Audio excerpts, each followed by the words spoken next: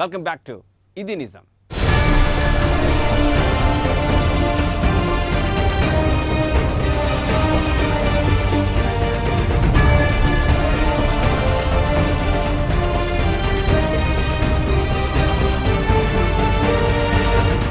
పూర్తి పారదర్శకంగా పనిచేస్తున్న రాష్ట్ర పబ్లిక్ సర్వీస్ కమిషన్ ఎందరో నిరుద్యోగుల జీవితాల్లో వెలుగులు నింపుతోంది. ఎలాంటి అపోహలకు పోకుండా సిన్సియర్గా చదివితే ఉద్యోగం ఖాయమంటున్న సెలెక్టెడ్ అభ్యర్థులతో మా reporter Suryaprakash face to face.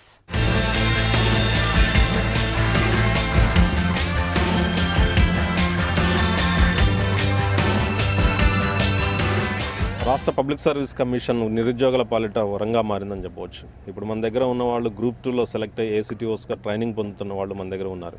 వాళ్ళు ఎలా సక్సెస్ అయ్యారు ఏంటనే విషయాన్ని వాళ్ళని అడిగి తెలుసుకుందాం. మేడం చెప్పండి, మీరు ఎలా సక్సెస్ అయ్యారు? నా పేరు లక్ష్మీప్రసన్న అండి, కడప డిస్టిక్. నేను ఆఫ్టర్ మ్యారేజ్ డిగ్రీ కంప్లీట్ చేశాను. తర్వాత డిగ్రీ కంప్లీట్ అయిన తర్వాత 3 months కోచింగ్ తీసుకొని ఫస్ట్ టైం గ్రూప్ 2 ఎగ్జామ్ రాశాను. ఇంటర్వ్యూకి సెలెక్ట్ కాలేదు కానీ నాన్ ఎగ్జిక్యూటివ్లో సీనియర్ అకౌంటెంట్గా ఏపీహెచ్ఎల్ డిపార్ట్మెంట్లో వచ్చింది కడపలోనే. తర్వాత మళ్ళీ సెకండ్ టైం ప్రిపేర్ అయ్యి మళ్ళీ రాశాను. అప్పుడు ఇంటర్వ్యూకి సెలెక్ట్ అయ్యాను, ఏసీటీఓ పోస్ట్ వచ్చేసాను. మేడం మీరు చెప్పండి, మీరు ఎలా ప్రిపేర్ అయ్యారు, ఎలా సక్సెస్ అయ్యారు? నేను శ్రీమతి అండి, మాది కరీంనగర్ డిస్ట్రిక్ట్. యాక్చువల్గా ఓపెన్ యూనివర్సిటీ డిగ్రీ అంటే వాల్యూ లేదు అంటారు. సో నేను అంబేద్కర్ ఓపెన్ యూనివర్సిటీ డిగ్రీ చేసి తర్వాత గ్రూప్ 2 ఎగ్జామ్ రాసేసి సక్సెస్ అయ్యానండి. This is my story. అంటే అంబేద్కర్ యూనివర్సిటీకి అసలు అంటే మీ క్వాలిఫికేషన్ అంటే ఎంతవరకు చదువుకున్నారు ఏంటి? క్వాలిఫికేషన్ BA అండి, degree.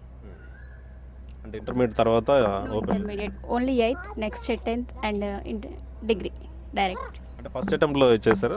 This is second attempt sir. First attempt just attempt చేశాను. సో కొంచెం నాన్ ఎగ్జిక్యూటివ్ వరకు వచ్చింది. సో దాంతో కాన్ఫిడెన్స్ వచ్చేసి ఈ ప్రైవేట్ జాబ్స్ కంటే ఇది బెటర్ అని చూస్ చేసుకుని నేను రాశాను సార్. రిటర్న్ ఎగ్జామ్ కానీ ఇంటర్వ్యూ కానీ ఎలా ఫేస్ చేశారు? అంటే అదన్నింటికి కోచింగ్ తీసుకున్నాను సార్. సో కోచింగ్ తీసుకోవడం కొంచెం యూస్ఫుల్గా ఉంది. సో ఈజీగానే ఫేస్ చేశాను కోచ్. మీరు చెప్పండి సార్, మీరు ఎలా సక్సెస్ అయ్యారు? నా పేరు నరేష్ రెడ్డి అండి. నేను నల్గొండ డిస్ట్రిక్ట్ మిర్యాలగూడ నుంచి వచ్చాను. ప్రస్తుతం ఏసీటీఓగా మరి చెన్నారెడ్డి హ్యూమన్ రిసోర్స్ డెవలప్మెంట్లో నేను ట్రైనింగ్ తీసుకుంటున్నాను. మెయిన్గా అంటే నేను 2006 డిఎస్సిలో స్కూల్ అసిస్టెంట్ నల్గొండ డిస్ట్రిక్ట్లో నేను సెకండ్ ర్యాంక్ సాధించడం జరిగింది. ఆ తర్వాత అక్కడ ఉన్నటువంటి టీచర్స్ అంటే ఫ్రెండ్స్ అందరం కూడా కలిసి ఒక సపరేట్గా రూమ్ తీసుకొని ఇక్కడ ఒక 8 మంది కలిసి ప్రిపేర్ అయ్యామండి. మెయిన్గా గ్రూప్ డిస్కషన్ అనేది కంపల్సరీగా గ్రూప్ 2లో మనకు కావాల్సింది ప్లానింగ్తో పాటు group discussion and material selection, వీటితోటి మనం ఖచ్చితంగా సక్సెస్ కాగలుగుతాము. అదేవిధంగా మా దగ్గర మిర్యాలగూడలో మేము 8 మంది చదివితే దాంట్లో 4 సెలెక్ట్ అయ్యాం. దాంట్లో ఒకరు మున్సిపల్ కమిషనర్గా అండ్ నేను ఏసీటీఓగాను అండ్ ఇంకా 2 ఎక్సైజ్ సబ్ ఇన్స్పెక్టర్స్గా. కాబట్టి ఖచ్చితంగా ఇదేంటంటే సక్సెస్ కావాలి అంటే ప్లానింగ్తో పాటు మెటీరియల్ సెలెక్షన్ ఉండాలి అండ్ గ్రూప్ డిస్కషన్ కంపల్సరీగా ఉండాలి. అప్పుడు మనం ఖచ్చితంగా సక్సెస్ సాధించగలుగుతామండి. ఏపీఎస్ మీద ఒక అపోహ ఉందండి, సిఫారసులు ఈ రికమెండేషన్స్ ఉంటేనే సక్సెస్ అవుతారు లేకపోతే లేదని. అంటే ప్రతిభకు పట్టం కట్టే విధంగా ఉందా, ఎలా ఉందండి? ఇప్పుడు ప్రతిభకు పట్టం అంటే మేము చేసినప్పుడైతే అంతా బాగుంది సార్. ఇప్పుడంతా ప్రతిభకు పట్టం అంటే అప్పుడు రేట్ల చటర్జీ గారు పూనం మనకొండ గారు ఉన్నారు. తర్వాత వాళ్ళు వచ్చిన తర్వాత సంస్కరణలు కూడా బాగా జరిగినాయి, ఇంటర్వ్యూస్ కూడా తీసేశారు. అంతా న్యాయబద్ధంగా సుపరిపాలన జరిగే విధంగా బాగా జరుగుతుంది. ఇప్పుడు ప్రజెంట్గా ఇంటర్వ్యూస్ తీసేశారు, దీనివల్ల అభ్యర్థులకి అంటే రానున్నటువంటి నిరుద్యోగులకి ఏమన్నా అవకాశాలు మెరుగుపడే అవసరం ఉందండి? మెరుగుపడతాయండి. అన్ని రిఫార్మ్స్ తీసుకుని కమిటీ ఇచ్చిన సిఫార్సుల మేరకే ఇంటర్వ్యూస్ తీసేసి బాగా చేస్తున్నారని చెప్పి ఉంది. ఎందుకంటే మేము 4 ఏళ్ళు కష్టపడ్డాను ఇక్కడ అశోక్ నగర్లో ఉండి. దానివల్ల సక్సెస్ రేట్ కూడా మా అందరికీ ఆల్మోస్ట్ అందరూ గ్రామీణ ప్రాంతాల నుంచి వచ్చిన విద్యార్థులే కాబట్టి సక్సెస్ రేట్ కూడా 100% ఉంది. మీరు ఎలా ప్రిపేర్ అయ్యారు, ఎలా సక్సెస్ అవ్వాలి? నేను ఇక్కడ కోచింగ్ తీసుకున్నానండి. తర్వాత కొన్ని ఇన్స్టిట్యూట్స్లో ప్రైవేట్ ఫ్యాకల్టీగా కూడా చెప్పాను నేను. తర్వాత నా రూమ్మేట్స్ నేను డైలీ గ్రూప్ డిస్కషన్ తీసుకుంటా. అందరూ 100% సక్సెస్ అయ్యాం. నా రూమ్మేట్స్ అందరికీ వచ్చినాయి జాబ్స్. ఇంటర్వ్యూ బోర్డు కూడా అప్పుడు చాలా బాగా జరిగింది, మంచి వాతావరణంలో జరిగింది. మంచి అప్పుడున్న కరెంట్ ఇష్యూస్ కూడా అడిగి సక్సెస్ రేట్కి మొత్తం 100% అచీవ్ అయ్యామాట. ఎన్నిసార్లు అటెంప్ట్ చేశారు? నేను ఇది సెకండ్ టైం అండి. ఫస్ట్ టైం మిస్ అయింది, అయినా కానీ నా పేరెంట్స్ కోఆపరేషన్తోనే నేను ఈ సక్సెస్లో ఇది అచీవ్ అయ్యామాట. నేను నా పేరెంట్స్ లేకపోతే నాకు ఇది సక్సెస్ రేట్ అనేది వచ్చేది కాదు. మీరు ఎలా ఫీల్ అవుతున్నారు ఏసీటీఓగా సెలెక్ట్ అయిన తర్వాత? మీరు ఎలా ఫీల్ అవుతున్నారు? ఇదే పాజిటివ్ ఇన్సిడెంట్స్తో నేను మళ్ళీ గ్రూప్ 1 కూడా ప్రిపేర్ అవుతున్నానండి. అదేంటి ఇప్పుడు వచ్చిన కిరణ్ కుమార్ రెడ్డి గారి ఆధ్వర్యంలో మళ్ళీ నెక్స్ట్ నోటిఫికేషన్స్ కూడా వస్తున్నాయి. దానివల్ల ఏంటి అంటే మాలాంటి వాళ్ళకి ఒక పాజిటివ్గా వచ్చింది కాబట్టి రిజల్ట్ మళ్ళీ ఇంకా పాజిటివ్గానే మేము ప్రిపేర్ అవుదామని చెప్పి మళ్ళీ నాతో పాటు అందరూ కూడా మళ్ళీ ఒకసారి గ్రూప్ 1కి మళ్ళీ సీరియస్గా అటెంప్ట్ చేస్తున్నారు అంతా. దానివల్ల మేము కూడా పాజిటివ్గా తీసుకున్నాం. ఇదండి, అంటే రాష్ట్ర ప్రభుత్వం పారదర్శకంగా నియామకాలు చేపడుతుంటుందని వాళ్ళు నిరుద్యోగులు కూడా ఒక భరోసా ఏర్పడిందని చెప్పవచ్చు. మరికొంతమంది సెలెక్ట్ అయినటువంటి అభ్యర్థులు మన దగ్గర ఉన్నారు. సార్ చెప్పండి, మీరు ఎలా ప్రిపేర్ అయ్యారు, ఎలా సక్సెస్ సాధించారు? కాంపిటేటివ్ ఎగ్జామ్ అంటేనే మార్కెట్లో ప్lenty ఆఫ్ మెటీరియల్ అవైలబిలిటీ ఉంటుంది. అభ్యర్థికి ప్రిపేర్ అయ్యేటప్పుడు ఫస్ట్ చూజ్ చేసుకోవాల్సింది మెటీరియలే. అంటే ఎక్కువ మెటీరియల్ ఉన్నప్పుడు ఏదైనా సరే కాంపిటేటివ్ ఎగ్జామ్లో ఒకటే సూత్రం, 10 పుస్తకాలను ఒక్కొక్కసారి చదవడం కన్నా సెలెక్టివ్ చేసుకున్న మంచి బుక్ని 10 సార్లు చదవాలి. ఇప్పుడు ఉన్న ప్రధాన మార్కెట్ ప్రిపేర్ అయ్యే అభ్యర్థులు నేను గమనిస్తున్న ప్రధాన లోపం అది ఒకటే ఉంది. ఎందుకంటే ఏం చదవకూడదో తెలిసిందండి, ముందు ఏం చదవో తెలిసింది. నేను 2008లో ప్రిపేర్ అయ్యేటప్పుడు ఇదే చాలా బుక్స్ చదివేశాను. మార్కెట్లో చూస్తామంటే ఈరోజు ప్రతిరోజు ఏదో ఒక బుక్ వస్తానే ఉండేది. అన్ని బుక్స్ తీసుకోవడం వల్ల ఏ బుక్లో కూడా మనం పరిపూర్ణమైన జ్ఞానాన్ని ఇచ్చేయలేకపోతున్నాం. కానీ సర్వీస్ కమిషన్ ఇచ్చే ప్రశ్నలో చాలా శాస్త్రీయత ఉంది. ఆ శాస్త్రీయతను మనం అందుకోవాలంటే మాత్రం ఏదైనా ఒక బుక్ చదవాలి, ఆ చదివే బుక్ కూడా ప్రామాణికమైన బుక్ చదవాలి. అది ప్రిపేర్ అయ్యే అభ్యర్థులకు నేను ఇచ్చే సలహా. లిమిటెడ్ బుక్స్ తీసుకోవాలి. ఆ లిమిటెడ్ బుక్స్ని పూర్తి నాలెడ్జ్తో చదివితే మాత్రం సక్సెస్ అనేది ఖచ్చితంగా వస్తుంది. ఎందుకంటే సర్వీస్ కమిషన్ అనేది చిన్న చిన్న రూమర్స్ బయట వినపడుతున్నా కూడా ఇంతమంది ప్రిపేర్ అయిన వీళ్ళంతా నాకు తెలిసిన వాళ్ళు ఇంతమంది. ఎందుకంటే ఎగ్జామ్ ప్రిపేర్ అవ్వడానికి ముందు నాకు తెలిసిన చాలామంది ఉన్నారు. వాళ్ళకి వాస్తవం చెప్పాలంటే గ్రామీణ ప్రాంతాల నుంచి హైదరాబాద్ రావాలన్నా కూడా ఛార్జీలకు డబ్బులు లేని అభ్యర్థులు చాలామంది సెలెక్ట్ అయ్యారు. అలాంటి అంతమంది అభ్యర్థులు సెలెక్ట్ అయ్యారంటే విశ్వసనీయత ఎక్కువగా ఉన్నట్లే. మనం ప్రిపేర్ అయ్యేటప్పుడు ముందుగానే మనసులో గట్టిగా అనుకుని ప్రిపేర్ అవ్వాలి. అది వచ్చిద్దా రాదా అని కాకుండా. అంటే ఇప్పుడు ప్రజెంట్ పబ్లిక్ సర్వీస్ కమిషన్లో కొన్ని సంస్కరణలు తీసుకొచ్చారు, ఏమైనా మేలు చేస్తాయంటారు? సంస్కరణ అనేది ఏదైనా సరే మంచిగానే ఉండిద్ది. ఇప్పుడు గ్రూప్ 1 ఇంటర్వ్యూ అనే అంశం, గ్రూప్ 1 ఇంటర్వ్యూలు ఉన్నాయి, గ్రూప్ 2కి ఇంటర్వ్యూలు ఇచ్చేస్తున్నారు అని చెప్పి అన్నారు.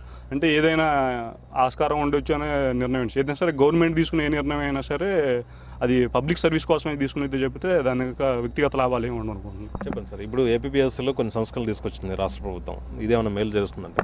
ఖచ్చితంగా ఇది గ్రామీణ విద్యార్థులకు ఖచ్చితంగా మేలు చేస్తుందండి. గ్రామీణ విద్యార్థులకు ఏమంటే కమ్యూనికేషన్ స్కిల్స్ అంతగా అభివృద్ధి చెంది ఉండవు కాబట్టి ఇంటర్వ్యూ లేకపోవడం అనేది కొంత మెరుగుగా ఉంటుంది సౌకర్యము. ఇంకోటి ఏమంటే పత్రికల్లో వచ్చే వార్తలు ఇవన్నీ కూడా ఏపీఎస్సీ విశ్వసనీయతను దెబ్బతీసే విధంగా ఉన్నాయి. కానీ అవన్నీ వాస్తవం కాదు. అవన్నీ పక్కెట్టేసి మనకు ఖచ్చితంగా ఉద్యోగం వస్తుందనే టెంపోతోటి నమ్మకంతో హార్డ్ వర్క్ చేస్తే ఖచ్చితంగా సక్సెస్ అవుతుంది. మీరు ఎలా ప్రిపేర్ అయ్యారు, ఎలా సక్సెస్ అయ్యారు? నాది మహబూబ్నగర్ డిస్ట్రిక్ట్ సార్. నేను ఇంతకుముందు వైద్య ఆరోగ్య శాఖలో సూపర్వైజర్గా పనిచేసేవాడిని. నేను నా ఉద్యోగ కాలం అయిపోయిన తర్వాత రోజు 4 గంటలు, సెలవు ఉన్న రోజు ఒక 8 నుంచి 10 గంటలు చదివేవాడిని. ఖచ్చితంగా ఒక 5 నెలలు ఉద్యోగానికి సెలవు పెట్టి చదివాను. నాకు జూన్ 6th ర్యాంక్ వచ్చింది. తర్వాత నేను ఇచ్చే సలహా అని కాదు, సూచన ఏమంటే కాంపిటేటివ్ ఎగ్జామ్స్ ప్రిపేర్ అయ్యే వాళ్ళు ఎవరైనా సరే షుడ్ మెయింటైన్ ఒక టెంపో. నాకు ఖచ్చితంగా చదివితే నాకు ఉద్యోగం వస్తుందనే టెంపో ఉన్నప్పుడే ఖచ్చితంగా ప్రశాంతంగా కూర్చొని చదవగలము. మామూలుగా రూమర్స్ అనేవి వస్తూనే ఉంటాయండి, చాలా వస్తుంటాయి, మనం చూస్తుంటాం కదా. సీరియస్గా ప్రిపేర్ వాళ్ళకి ఏంటంటే ఇవన్నీ మనసులో పెట్టుకోకూడదు, అసలు వీటిని కన్సిడరేషన్లోకి తీసుకోకుండా ఎప్పుడు సిలబస్ మీదే కాన్సన్ట్రేట్ చేస్తూ ఈ ఎక్కువ టీవీ న్యూస్ ఇలాంటివి చూడకుండా ఉంటేనే బెటర్ అని నేను అనుకుంటున్నానండి. అదే అంటే అలాంటివి ఏమన్నా అసలు జరుగుతాయంటారా సెలక్షన్స్? నేను అనుకోవట్లేదండి. ఎందుకంటే ఇక్కడికి వచ్చిన తర్వాత చాలామంది చూశాను కదా, most of them hail from the rural background అండి. చాలామంది ఎక్కువ మంది రూరల్ బ్యాక్గ్రౌండ్ నుంచి వస్తున్నారు.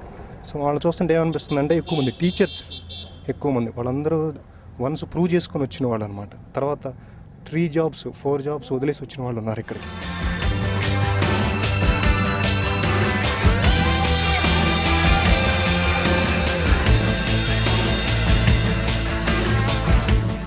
మేడం చెప్పండి, మీరు ఎలా సక్సెస్ సాధించారు? సార్ నా పేరు ఇందిరా. నేను హ్యాబిట్స్ డివిజన్లో ప్రజెంట్ ఎస్టీగా వర్క్ చేస్తున్నాను. నాకు సక్సెస్ఫుల్కి కారణము ఫస్ట్ టైం నేను ఫెయిల్యూర్ అయ్యాను. తర్వాత నేను చేసిన తప్పులు ఏంటి అని తెలుసుకొని చేశాను. మెయిన్గా ఫస్ట్ అండ్ సెకండ్ పేపర్ని బాగా ఫాలో అవ్వాలి. ఫస్ట్ పేపర్ వచ్చేసి సక్సెస్ఫుల్కి కారణం అవుతుంది. సెకండ్ పేపర్లో స్కోరింగ్ ఎక్కువ చేయాలి.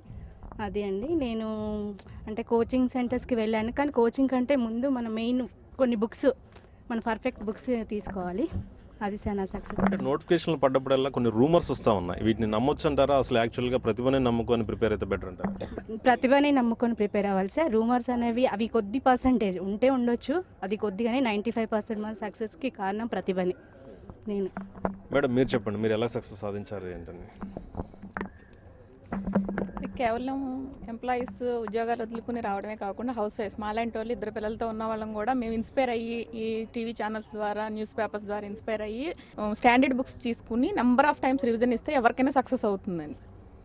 ఇదండి చూసారు కదా అభ్యర్థుల వాళ్ళ ఒపీనియన్స్. అయితే మన దాంట్లో ఉన్నటువంటి అభ్యర్థులు మరికొంతమంది అభ్యర్థులు వాళ్ళ సక్సెస్ ఎలా సాధించారనే విషయం చెప్దాం.